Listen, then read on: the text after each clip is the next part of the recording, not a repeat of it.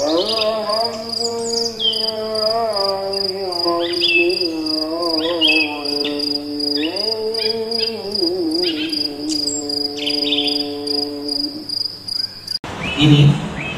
kunyit, lalu Anda kasih jahe, lalu Anda kasih masuk sama ini serai, kasih air panas. Setelah dia agak hangat, Anda kasih jeruk nipis. Ya, Anda kasih jeruk nipis. Setelah semua teraduk dengan sempurna, Anda saring, lalu blender sama kurma. Coba minum itu tiap hari dan lihat nanti apa efeknya. Karena yang tadi saya sebutkan itu sebagian besar itu raja-raja herbal semua, king herbs. Kunyit, jahe, jeruk nipis, kayu manis, bahkan serai. Serai ini salah satu steroid alaminya kita, steroid. Atau tadinya air kelapa. Karena air kelapa itu adalah air kelapa yang air kelapa adalah air yang sangat tinggi asam aminonya. Ya. Tapi air kelapa sifatnya asam. Nah, kalau Anda mau minum air kelapa, jangan lupa air kelapa ini ditambahkan garam. Ya, supaya apa? Supaya tidak terlalu asam. Supaya tidak terlalu asam. Mau dikasih madu boleh, mau enggak? Bahkan dengan kurma kan sudah manis kan, sudah cukup manisnya. Nah, serainya air kelapa yang tadi sekalian kan asam amino tuh, asam amino. Air kelapa apa yang paling bagus? Air kelapa yang masih muda. Terutama air kelapa atau kelapa yang dagingnya masih halus banget. Ya. Itu nanti bisa Anda tambahkan dengan beberapa herbal. Jadi begini, dalam air kelapa itu kan ada mineral, ada asam amino. Kelihatan nggak? Nggak kelihatan. Dia sudah larut semua di situ.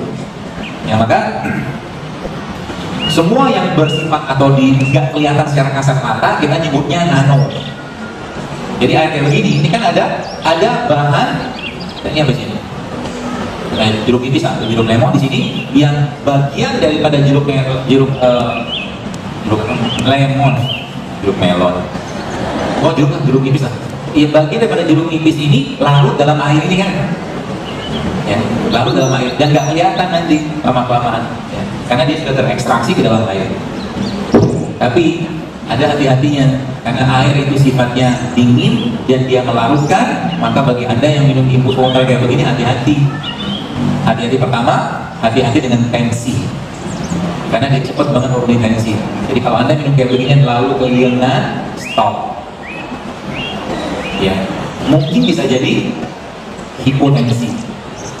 Atau Anda minum infusan kayak begini isinya kayu manis. Kayu manis punya efek hipoglikemik atau menurunkan gula darah yang kuat sekali.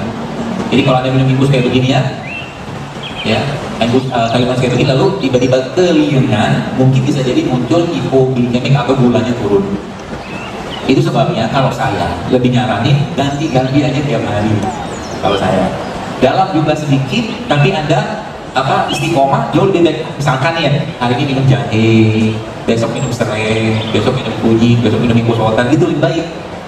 Kecuali Anda memang punya aktivitas yang bisa memanaskan badan Anda seperti olahraga.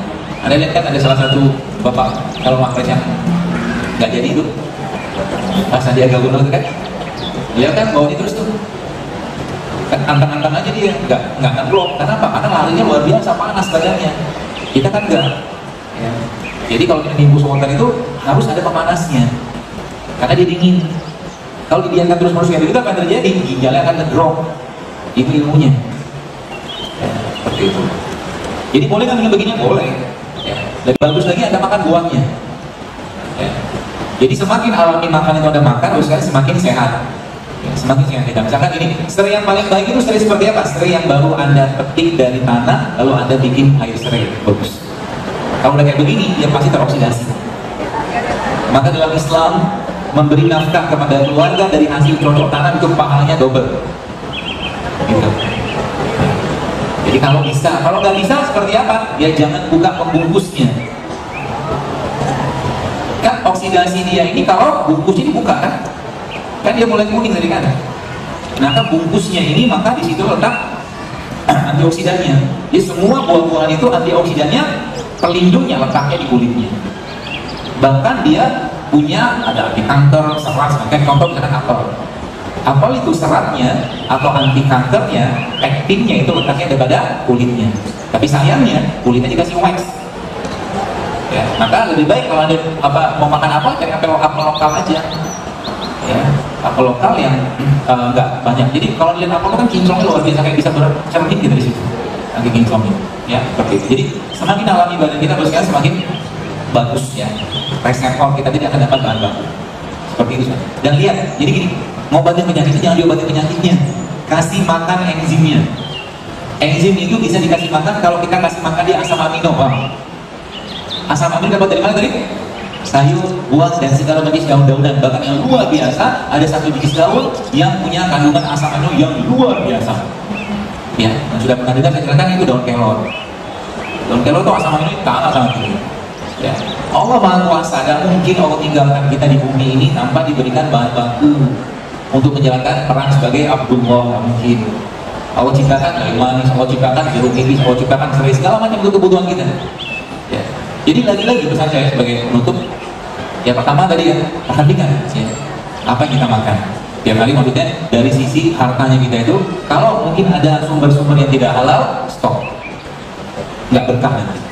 Penyakit bakal banyak datang, masalah akan banyak datang. Yang pertama. Yang kedua, kalau Anda lagi makan, ya bos sekalian, kata kuncinya adalah kalau mau makan, pikir baik-baik. Kalau saya makan ini kira-kira bikin sakit atau bikin sehat? Mikir kita, apalagi yang kilun kata orang. Ya. Kalau bikin sehat kita atau minimal tak muncul penyakit, ya sudah makan, silakan. Tapi ingat, kata kunci ketiga apa? Jangan berlebihan.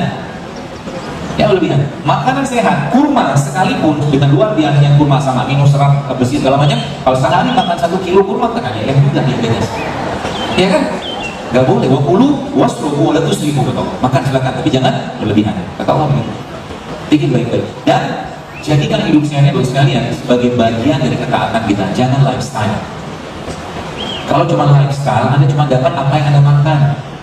Tapi kalau kita jadikan, ya Allah, mulai sekarang aku berkomitmen hidupnya supaya ibadahku lebih baik, ya Allah. Maka ketika Anda minum kunyit, ketika Anda minum nipis, ketika Anda makan tempe yang segala macam, maka itu setiap makan yang masuk ke mulut Anda dapat pahala. Karena bagian dari niat kita untuk bersyukur dan taat kepada Allah.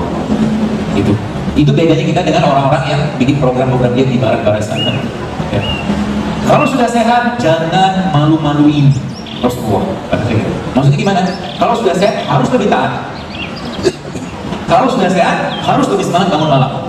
Kalau sudah sehat, harus semangat baca Quran. Kalau sudah sehat, harus semangat sedekah, silaturahmi segala macam. Segala macam kebaikan itu harus kita kerjakan lebih banyak kalau sudah sehat. Mumpung sehat. Sebab apa? Ada hadis yang lain.